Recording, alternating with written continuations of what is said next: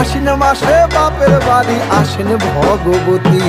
আশ্বিন মাসে বাপের বাড়ি আসেন ভগবতী। বলো গৌরী এলো দেখে জালো, গৌরী এলো দেখে জালো, গৌরী এলো দেখে জালো, গৌরী এলো দেখে জালো। ভবের ভবানী আমার ভবন করিল আলো। গৌরী এলো দেখে জালো, গৌরী এলো দেখে জালো।